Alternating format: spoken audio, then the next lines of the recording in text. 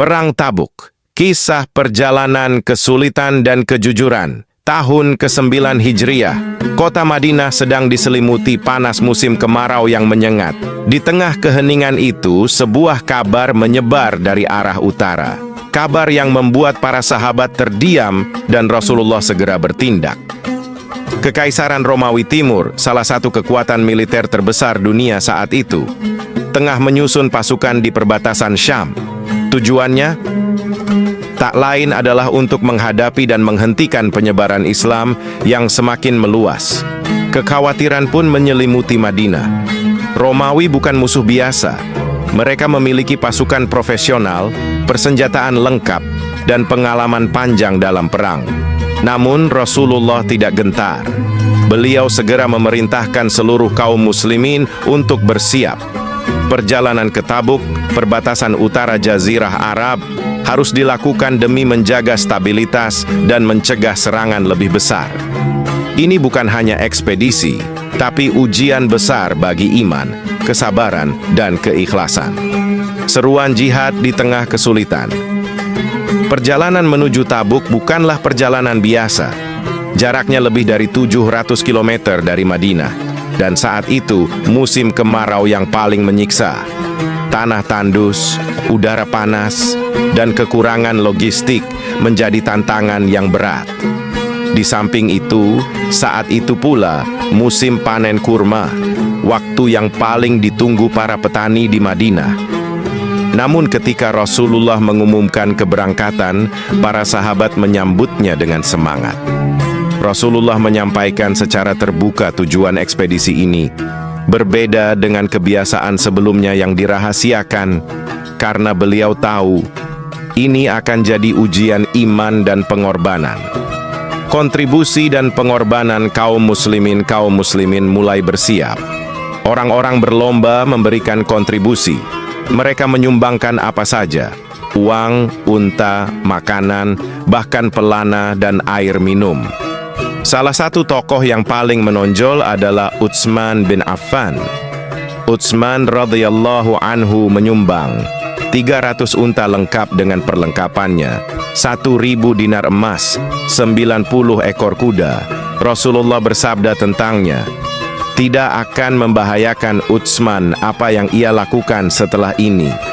Sahabat-sahabat lain pun ikut menyumbang sesuai kemampuan. Ada yang datang membawa 1 genggam kurma.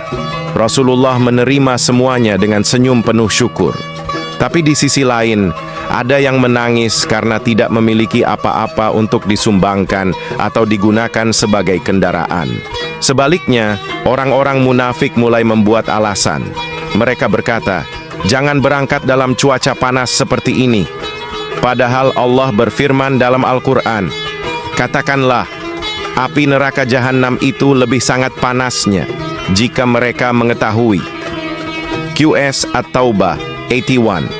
3 jenis orang yang tidak ikut. Meskipun Rasulullah menyeru seluruh kaum muslimin, tidak semuanya memenuhi panggilan itu.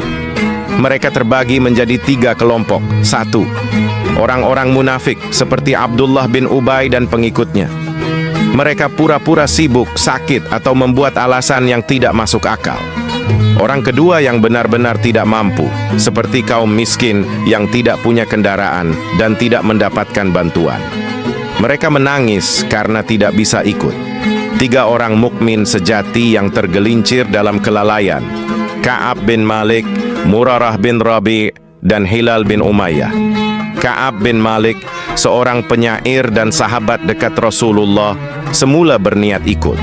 Tapi hari demi hari berlalu dan dia terus menunda. Ketika sadar, pasukan sudah berangkat dan pintu untuk ikut pun tertutup. Perjalanan menuju Tabuk. Pasukan Islam yang berangkat ke Tabuk berjumlah sekitar 30.000 orang, jumlah terbesar sepanjang sejarah jihad Rasulullah. Namun, logistik sangat terbatas. Kadang 1 unta harus digunakan bergantian oleh 4 hingga 5 orang. Cuaca sangat panas, tanah gersang, persediaan makanan minim, tapi semangat pasukan tetap menyala. Rasulullah memimpin mereka dengan sabar, penuh kasih, dan tidak meninggalkan siapapun di belakang. Di tengah perjalanan, terjadi beberapa peristiwa penting. Rasulullah menolak alasan orang munafik yang datang untuk meminta izin tinggal. Beberapa sahabat diberikan peran untuk menjaga pasukan dan mengatur logistik. Beberapa orang yang kehausan bahkan sampai kehilangan harapan, namun Rasulullah berdoa dan Allah menurunkan hujan sebagai pertolongan. Setelah menempuh perjalanan berat selama sekitar 20 hari, pasukan sampai di Tabuk. Sesampainya di Tabuk, yang mereka hadapi bukanlah barisan musuh, melainkan tanah kosong dan angin sunyi. Tidak ada pasukan Romawi. Diduga mereka memilih mundur atau belum siap menghadapi pasukan Islam yang kini jumlahnya besar dan penuh semangat. Namun, Rasulullah tidak kembali dengan tangan kosong. Di Tabuk, beliau menjalin diplomasi dengan berbagai pemimpin lokal non-Muslim di sekitar wilayah tersebut. Di antaranya, pendeta dari Ailah yang datang membawa hadiah dan menandatangani perjanjian damai. Pemimpin Jarba dan Adru, dua wilayah penting di Syam, yang juga sepakat untuk membayar jizyah dan menjaga perdamaian. Setelah 20 hari di Tabuk, pasukan kembali ke Madinah. Sepanjang perjalanan, tidak ada pertempuran. Tapi itu bukan berarti tidak ada ujian. Sesampainya di Madinah, orang-orang yang tidak ikut perang datang kepada Rasulullah membawa alasan-alasan palsu. Mereka berharap diampuni, dan Rasulullah menerima perkataan mereka, meski hati beliau mengetahui kebenarannya. Namun 3 orang, Ka'ab bin Malik, Hilal bin Umayyah, dan Murarah bin Rabi', datang mengakui kesalahan mereka dengan jujur. Ka'ab bin Malik berkata, "Demi Allah, aku tidak memiliki alasan. Aku kuat dan sehat, tapi aku menunda-nunda hingga pasukan telah berangkat, dan aku tak sanggup menyusul."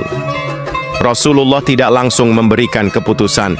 Ketiganya diberi hukuman sosial, dilarang diajak bicara selama 50 hari. Mereka diasingkan tidak oleh musuh, tapi oleh saudara seiman.